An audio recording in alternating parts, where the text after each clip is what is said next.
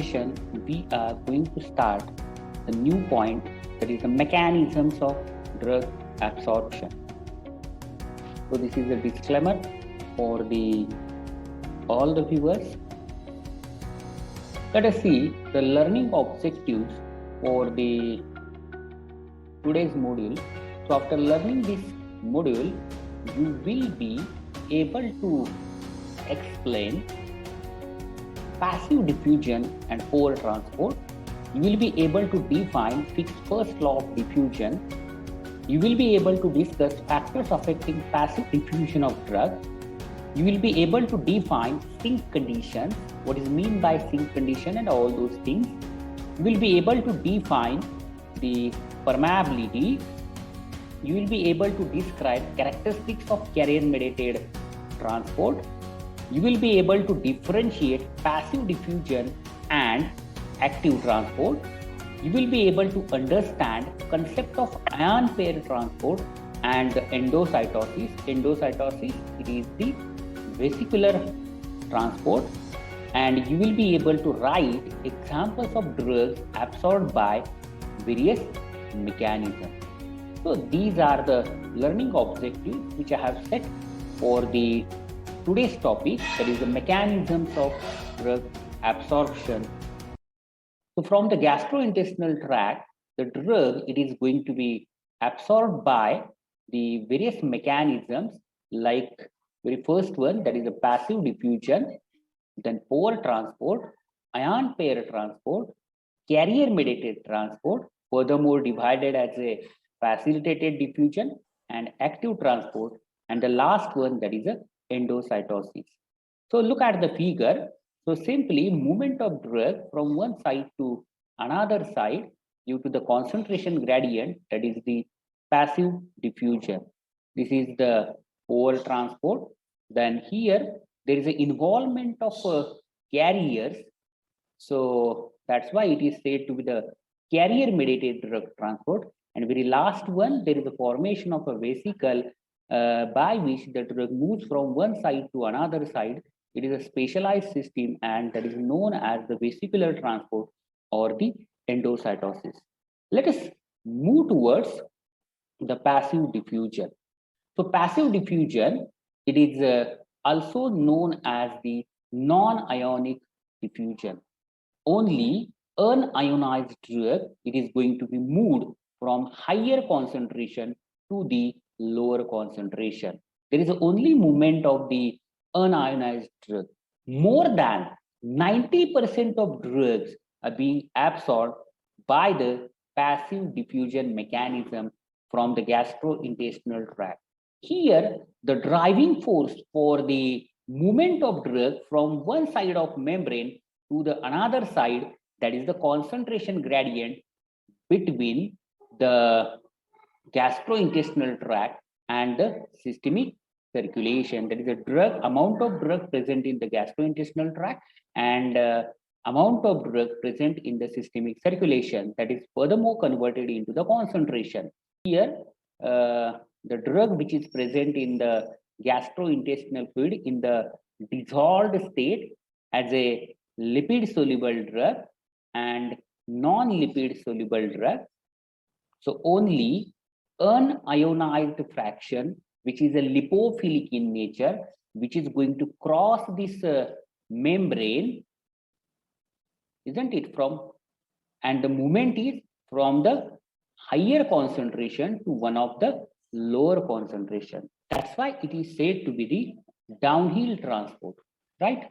Here, as I have said, that the driving force for the movement of drug, it is the concentration gradient, right? The drug, it is going to be moved from one side to another side. It is due to the kinetic energy of the molecule.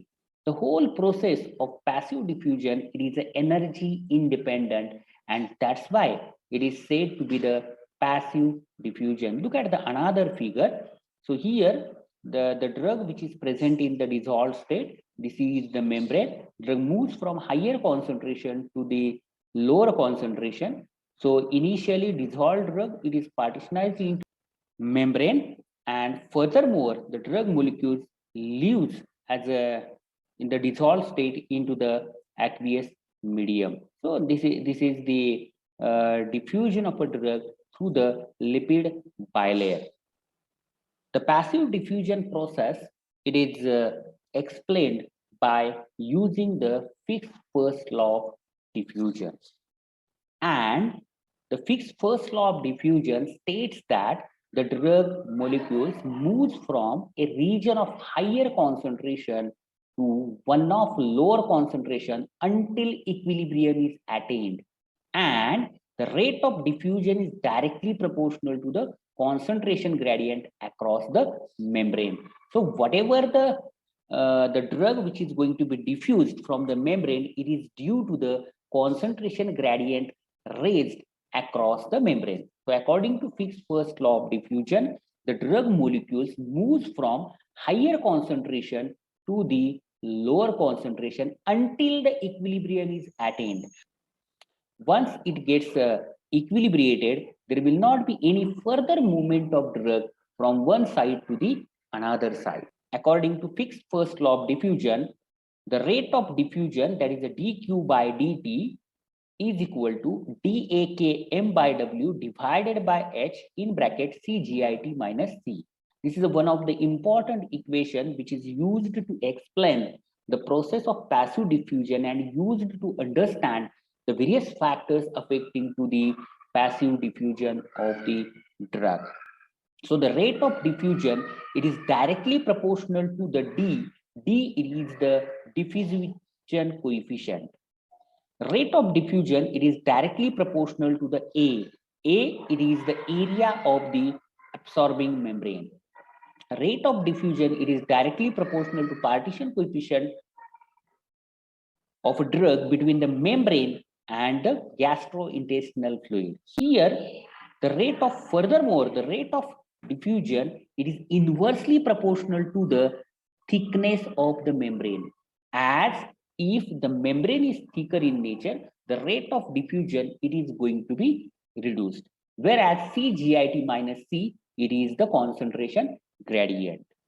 And Fick's first law of diffusion, it is applicable up to the equilibrium. Once the system gets equilibrated, there will not be any further diffusion of a drug from one side to the another side. So this is a fixed first law of diffusion. This is applicable in the vitro situation, fine, but in the vivo situation, what will happen? In the vivo situation, as we have given the drug by oral route of administration, it is going to be disintegrated, formulation is going to be disintegrated, it is going to be dissolved. Then furthermore, the drug moves from the gastrointestinal tract into the systemic circulation, and whatever the drug is there, it is going to be distributed all over the body. So the concentration of drug at the absorbing site, it remains low, and which maintains the sink condition. So that is known as the sink condition. Moving towards the characteristics of the passive diffusion.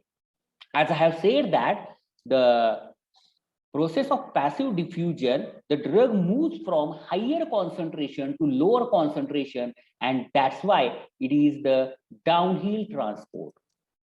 Furthermore, the process, it is energy independent. So here, it is not going to use any type of energy for movement of drug molecules from one side to the another side. And also, it is non-saturable, as here the passive diffusion process, it is not going to utilize any type of carrier. So it is not going to be saturable, and that's why it is said to be the non-saturable. Transfer of drug or a movement of drug or rate of diffusion, it is directly proportional to the concentration gradient. Then greater the surface area of absorbing membrane and lesser thickness of the absorbing membrane, there will be the faster diffusion. Then process is rapid over short distance and slower over long distance. That will again depend on the thickness of the membrane. Once the equilibrium is attained, when the concentration on either side of membrane becomes equal. So according to Fick's first law of diffusion, there may be the equilibrium. It is going to be attained when the concentration on either side of membrane it becomes equal, and there will not be any further movement of drug, or the drug it is not going to be absorbed further. The rate of transfer of unionized drug is more than the ionized one, isn't it? Only non-ionic drug it is going to be diffused well by the passive diffusion mechanism. If the drug is having a greater partition coefficient, there will be the faster absorption of a drug. One more important aspect which needs to be considered, that is the volume of gastrointestinal fluid. If the volume of gastrointestinal fluid is low, the high concentration gradient it is maintained, and that will promote the rate of diffusion or the drug diffusion. Furthermore, the process is also dependent on the molecular size of the drug. The drugs which are having molecular weight 100 to 400 Dalton, they are going to be easily absorbed by the passive diffusion mechanism. There are few examples of the drugs are there which are going to be absorbed well by passive diffusion, which are having the high molecular weight. For example, cyclosporine A. So this is the exception which is having a molecular weight 1200 Dalton. As I have said that the Fick's first law of diffusion is applicable to only at a non-sink condition. We have already seen the Fick's first law of diffusion, and according to Fick's first law of diffusion, the equation is dq by dt is equal to dak divided by h in bracket cgit minus c. As the concentration at absorbing site is always maintained high due to distribution of drug in a large pool of body, right? So in a sink condition, what happens? Actually, the drug which is present in the absorbing site, it is going to be absorbed and furthermore absorbed into the systemic circulation, and furthermore it is going to be distributed all over the body. So the concentration at an absorbing site in the systemic circulation, it is always maintained low, isn't it? And that's why the sink conditions are going to be maintained in the VO situation. So at a sink condition, the parameters diffusivity, then the area of membrane, then the partition coefficient, and H are the constant, and it is replaced with one more parameter, that is a P. It is known as the permeability coefficient, right? So we are replacing the D, A, K, M by W and H with a one new constant, that is a P. It is known as the permeability coefficient. So permeability, it is nothing but, or it refers to the ease with which drug can penetrate or diffuse through the membrane, that is known as the permeability.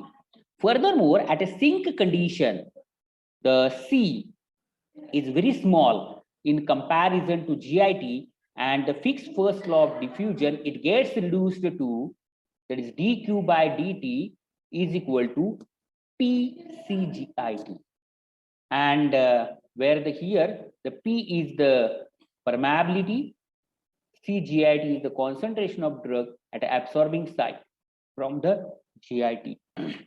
Look at the equation, that is a dq by dt is equal to PCGIT, and this equation follows the first order kinetics. Hence, the passive diffusion process is the first order process. So keep in mind, the passive diffusion process follows the first order kinetics. That is the rate of diffusion. It is directly proportional to CGIT, that is concentration of drug at an absorbing site. The hydrophobic molecules, that is the lipophilic molecules, moves at a faster rate than the small uncharged polar molecules, than the large uncharged polar molecules by the passive diffusion process. The ions which are not going to be absorbed by the passive diffusion mechanism. So this is about the passive diffusion. Moving towards the pore transport. So look at the figure. So here it's a membrane, and this is the channel protein, which is having a pore size 4 to 10 angstrom. These are the drug molecules. As these drug molecules are having the low molecular weight, less than 100 Dalton, and they are going to be moved from higher concentration to the lower concentration along with the water molecules. It is nothing but a pore transport. It is also known as the connective transport or bulk flow or the filtration. So simply by bulk flow mechanism, drug is going to be moved from one side to the another side, or by the filtration, or also it is said to be the connective transport. Here, the transport of molecules into the cells through the protein channels present in the cell membrane. So this is the protein channel drag. So along with the water, some solids are going to be moved from one side of membrane to another side, that is known as the solvent drag. Let us see the characteristics of the pore transport. Here, the driving force for the movement of drug, so here blue colored one, it is a water soluble drug, and it is going to be moved from one side to another side by the filtration mechanism. Here, the driving force for the movement of drug, it is the hydrostatic pressure or the osmotic difference across the cell membrane. So whatever the osmotic difference or hydrostatic pressure raised that is responsible for the movement of drug from one side to the another side. The water flux promotes the transport of a drug molecule, and in such cases it is said to be the solvent drag. The drugs which are having molecular weight less than 100 Dalton, they are going to be crossed this by the passive diffusion, or they are going to be absorbed into the systemic circulation by the pore transport mechanism. The water soluble drugs like urea and sugars, they are going to be absorbed by the pore transport mechanism. There are some drugs are there which are having the chain like or the linear structure. They are going to be absorbed by the filtration mechanism. So this is about the pore transport. Let us move towards the ion pair transport. Itself name indicates that there is a formation of a ion pair, and which is having the aqueous solubility as well as the lipid solubility, and that will help to move the drug from one side to the another side by the passive diffusion mechanism. So it is yet another important mechanism for the absorption of drug, like a quaternary ammonium compound, sulfonic acids, which readily ionizes under all pH conditions. There are few drugs are there which are going to be ionized into the gastrointestinal fluid, and there is one specialized system or mechanism which is available with us, that is known as the ion pair transport.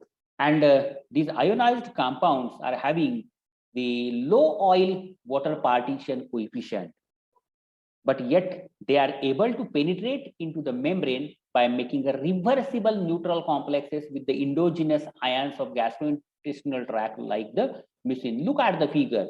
Say for example, this is the cationic drug which is having a positive charge. This is the endogenous anion like a mucin. So there is a formation of a complex, that is whatever formed the complex is there, which is a neutral in nature, that is the neutral ion pair complex. It is having the good aqueous solubility as well as the lipophilicity. So they are going to be furthermore diffused through this membrane and reached into the systemic circulation by the passive diffusion mechanism. So whatever form neutral complexes have both suitable aqueous solubility as well as lipophilicity for the passive diffusion. There are some drugs are there which are going to be absorbed by the ion pair transport. For example, the quaternary ammonium compounds, sulfonic acids, and the propranolol. The propranolol, it is going to be moved from one side to the another side by forming the complex with the oleic acid. So whatever the neutral complex is there, we are getting the propranolol oleic acid ion pair complex, and which is going to be diffused from one side of membrane to the another side. So this is about the ion pair transport. Let us move towards the next mechanism that is known as the carrier mediated transport system. We have seen the passive diffusion, and more than 90% of drugs which are being absorbed by the passive diffusion mechanism from the gastrointestinal tract. As there are few nutrients are there, water soluble drugs are there, they are going to be absorbed at a faster rate than the passive diffusion mechanism. And it seems to be there is some specialized systems are available in the gastrointestinal tract for the absorption of the such a drug. And here there is an involvement of the carrier, and that's why the mechanism, it is known as the carrier mediated transport system. So it involves the carriers which binds to the solute molecules reversibly or non-covalently. So whatever the binding of the carrier and drug molecule, it is reversible or non-covalent, so as to it is going to be dissociated easily. So we are talking about the carrier mediated transport system, and I have said that it involves the carriers which bounds to the solute molecules reversibly or the non-covalently, so as to furthermore it is going to be dissociated. Look at the figure. So here it's a gastrointestinal lumen, that is gastro luminal side. There is this is the intestinal epithelial cell, or you can say it as a membrane. So drug molecule, it is going to form a complex with the carrier molecule, isn't it? So whatever the drug carrier complex is there, it is having a drug carrier complex. It is moved from one side of membrane to the another side of the membrane, and the drug, it is going to be furthermore escape into the systemic circulation. So whatever formed carrier solute complex is there, it is going to be transverse across this membrane. There is a dissociation of solute, and again carrier returns to its original site for the new movement of the new molecules. So whatever the carriers are there, they are made up of these are either proteins or the enzymes. Moving towards the characteristics of the carrier mediated transport. As I have said that the carriers are the proteins has uncharged outer surface. That is a very important thing. These carrier proteins, these are the lipid soluble, and that's why they are going to easily carry the drug from one side of membrane to the another side, isn't it?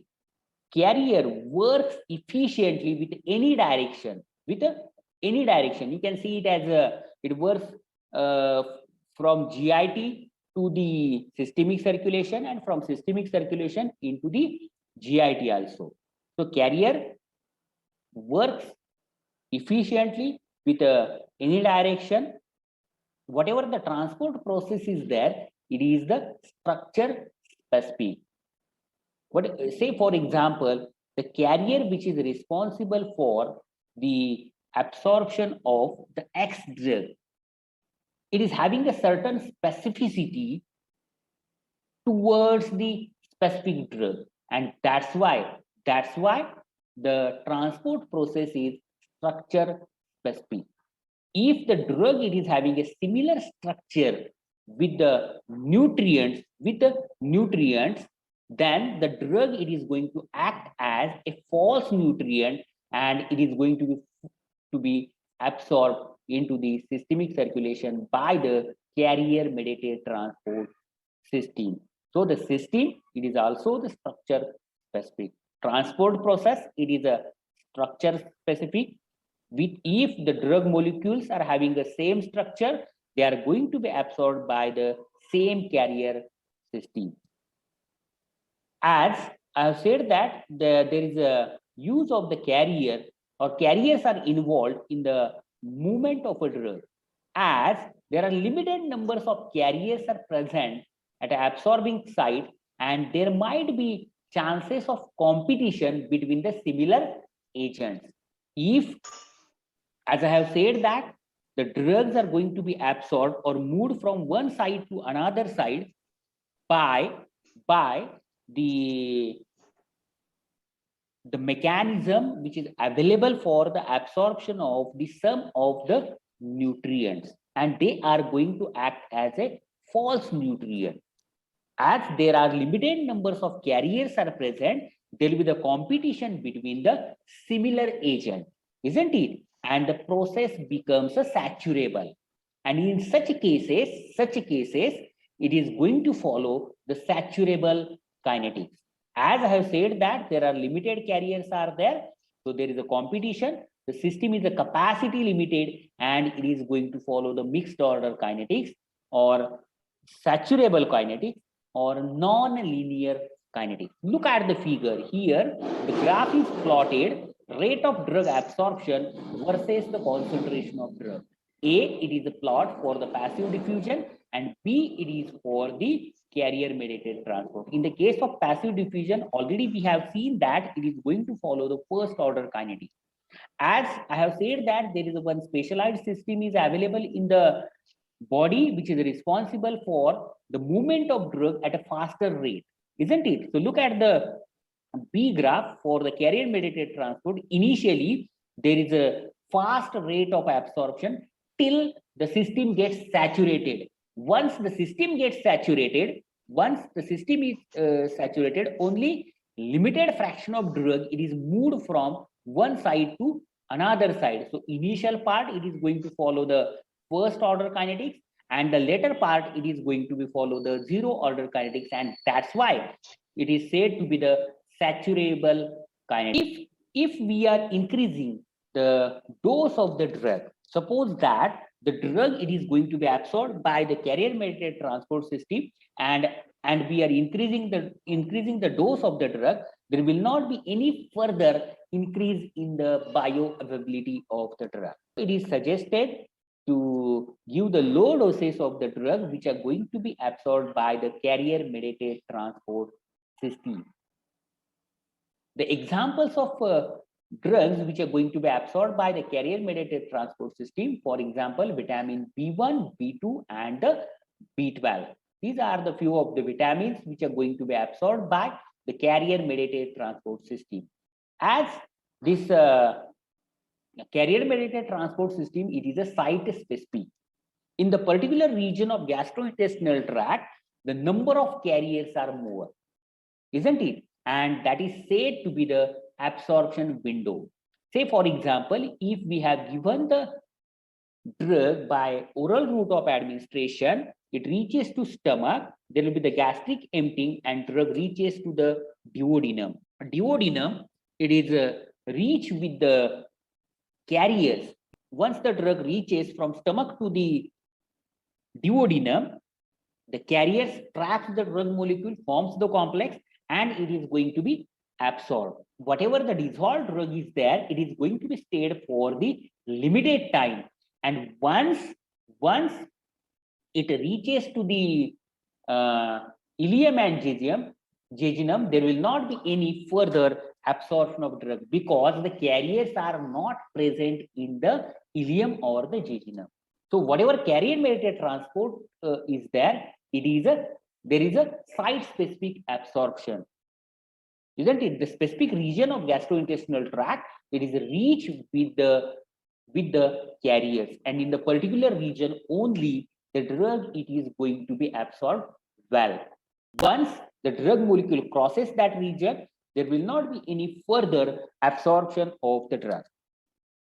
Carrier mediated transport system, it is furthermore divided into the facilitated diffusion and the active transport. Let us move towards the facilitated diffusion. So here, facilitated diffusion, it is simply like a passive diffusion. The characteristics are same like the passive diffusion, only there is an involvement of the carrier. So this is the carrier protein, isn't it? These are the drug molecule. So the drug molecule, it forms the complex with the carrier and moved from one side to the another side, isn't it? So it is a downhill transport. Drug moves from higher concentration. So this is the higher concentration to the lower concentration. This process of movement of drug by facilitated diffusion, it is faster than that of the passive diffusion because initially the number of carriers are more.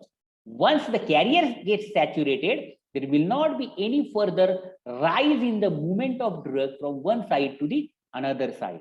Here the driving force for the movement of drug from one side to another side, it's a concentration gradient. As I have said that the facilitated diffusion process, it is a passive process and it is energy independent. It is not going to consume any type of energy, or energy is not required for the facilitated diffusion. So the process, it is not going to be stopped by the metabolic poisons. The transport, it is saturable because as it involves the carriers and there will be the competition between the two similar components or two similar drugs, isn't it? The examples of the drug which are being absorbed by the facilitated diffusion, like sugars, amino acids, vitamins like B1, B2 and B12. Yet another example is there, that is B12, it is absorbed by forming the complex with the carrier that is known as the intrinsic factor, and it is going to be moved from one side of membrane to the another side of membrane. So this is about the facilitated diffusion. Moving towards the active transport. There are two types of active transports are there. Maybe you have learned in the pharmacology, that is a primary active transport and the secondary active transport. In the case of primary active transport, there is a direct involvement of ATP, isn't it? The energy is required. The ATP, it is used directly. It transfers only ions or molecules in a one direction, and in such cases it is said to be the uniporter. On the next slide we will see the figure. For example, the absorption of glucose. There are two types of the primary active transports are there. One is the ion transporters and second one is the ABC transporters. Ion transporters, for example, ATP driven ion pump, that is the proton pump. Furthermore, again, ion transporters are divided into the two types.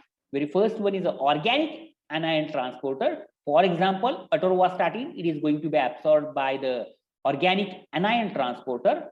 And second one, that is the organic cationic transporter. For example, diphenhydramine, it is going to be absorbed by the cationic transporter mechanism. Here, there is a direct involvement of ATP. That is main thing. Second thing is that drug molecule moves only one direction. That's why it is said to be the uniporter. For example, here the glucose. Furthermore, two types: ion transporter, ABC transporter. Ion transporters, that is ATP driven ion pump. For example, proton pump. Furthermore, ion transporters are divided into two types. That is organic anion transporters. For example, atorvastatin, it is going to be absorbed, and organic cationic transporter, for example, diphenhydramine, it is going to be absorbed. The second type in the primary active transport, that is known as the ABC transporters. It is going to transport the small molecules out of the cell, for example, drug or toxins, and that's why it is said to be the exsorption. There is a efflux pumps which are involved here in the ABC transporters. The example of ABC transporter, for example, P-glycoprotein. So P-glycoprotein, it is a multi-drug resistant protein, and the example of drug, it is being absorbed through this ABC transporter or moved from one side to another side. That is a drug, that is an anti-cancer drug. So this is about the ABC transporter. Moving towards the secondary active transport. Here, no direct requirement of ATP. In the case of primary active transport, there is a direct requirement of ATP, isn't it?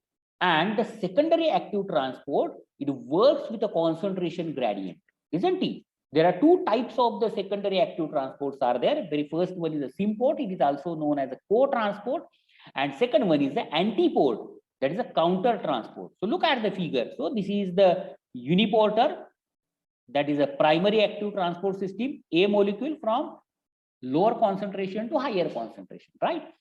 In the case of symporter, both molecules move in the same direction, isn't it? For example, Na plus glucose symporter and the H plus coupled peptide transporters. So in the case of Na plus glucose symporter, it uses potential energy of sodium concentration gradient to move the glucose against concentration gradient.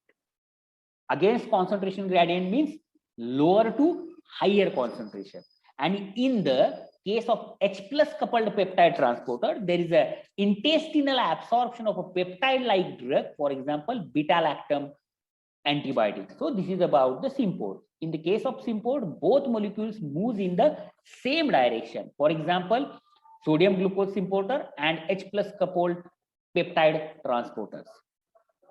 The second one, that is a antiport, molecule moves in an opposite direction, isn't it? A from in to out, for example, B from out to in. So that is a antiporter. That is a molecule moves in an opposite direction. So there is an example in here, the expulsion of H plus ions using the Na plus gradient in the kidney. So this is about the symport and the antiport from the secondary active transport mechanism. Moving towards the characteristics of the active transport, as it works against concentration gradient from lower to higher, and that's why it is said to be the uphill transport. The process is faster than the passive diffusion.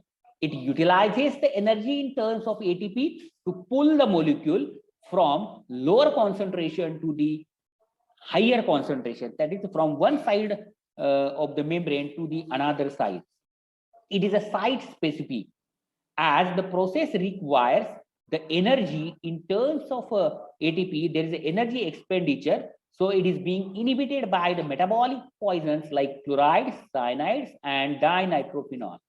The endogenous materials which are going to be absorbed by the active transport mechanism, for example, sodium, potassium, calcium, iron, glucose, certain amino acids, and vitamins like niacin, pyridoxine, and ascorbic acid. These materials are going to be moved from one side to another side by the active transport mechanism. So active transport, it works against concentration gradient, that is from lower concentration to higher concentration. It is an uphill transport. Process is faster than the passive diffusion. It utilizes the energy. It is site specific. Then it is inhibited by the metabolic poisons. The drugs like 5-fluorouracil, 5-bromouracil, it is absorbed by the pyrimidine transport system. So pyrimidine transport system, that is a carrier which is available and which is responsible for the absorption of the 5-fluorouracil and the 5-bromouracil. Then methyl dopa, levodopa, which is being absorbed by the L-amino acid transport system, whereas the enalapril, it is absorbed by the peptide carrier system. There is one important drug interaction related with the active transport. When the levodopa, it is given along with the protein-rich meal, the absorption of levodopa, it is going to be reduced because of competition between the amino acids which are present in the protein meal and the levodopa. As the levodopa, it is going to be absorbed by the L-amino acid transport system. So this is one of the important drug interaction, that is levodopa plus protein meal. Look at the figure. So this is a drug molecule. This is the carrier. Here there is a energy consumption in terms of ATP, and there is a movement of drug from lower concentration to the higher concentration, and here this is the carrier protein. So these are the few characteristics of the active transport mechanism. Let us see the few differences between the passive diffusion and the active transport. As you know that the passive diffusion, the drug moves from higher concentration to lower concentration. Whereas in the case of active transport, the drug moves from lower concentration to the higher concentration. So active transport, it is the uphill transport, and passive diffusion, it is the downhill transport, isn't it? In the case of passive diffusion, it is said to be the non-ionic. Maybe in the case of active transport, ions are also going to be absorbed by using the active transport mechanism. In the case of active transport, there is an involvement of carriers. In the case of passive diffusion, there will not be any involvement of carrier. In the case of active transport, the process is saturable as only limited numbers of carriers present at the absorbing site, and it is going to follow the mixed order kinetics. Whereas the passive diffusion, it is going to follow the first order kinetics. Then the passive diffusion, it is energy independent. Active transport, it is energy dependent, and it is going to be stopped by the metabolic poison. These are the some differentiating point between the passive diffusion and the active transport. Moving towards the endocytosis. So the endocytosis, it is also known as the vesicular or the corpuscular transport. So this is the minor transport system. Look at the figure. Anyone, that is the phagocytosis, pinocytosis, and receptor mediated endocytosis. This vesicular or corpuscular transport, it is divided into the phagocytosis, pinocytosis, or the receptor mediated endocytosis. Phagocytosis, it is nothing but a cell eating. There is an involvement of this solid particle. There is a formation of a pseudopod, then formation of a vesicle, and this whole vesicle moved from one side to the another side, isn't it? That is a phagocytosis. Similarly, the pinocytosis, there is a it is said to be the cell drinking, and whatever the solute molecules are there, which are going to be moved from one side to the another side. And the last one, that is the receptor mediated endocytosis. There are few receptors are there which are available on the membrane, and a specific affinity towards the molecules, and thereby furthermore formation of a vesicle, and it is going to be moved from one side to the another side. So as I have said that it is a minor transport mechanism. There is a engulfing of the extracellular material. It furthermore utilizes the some amount of energy for the movement of drug from one side to the another side. The one important aspect which needs to be keep in mind, that is, it does not require the aqueous solubility of drug. If the drug are lipophilic in nature, no doubt they are going to be absorbed by the endocytosis mechanism, isn't it? And whatever absorbed drug is there, it is going to be absorbed into the lymphatic system, and it bypasses the first pass. Again, this is a important point related with the endocytosis.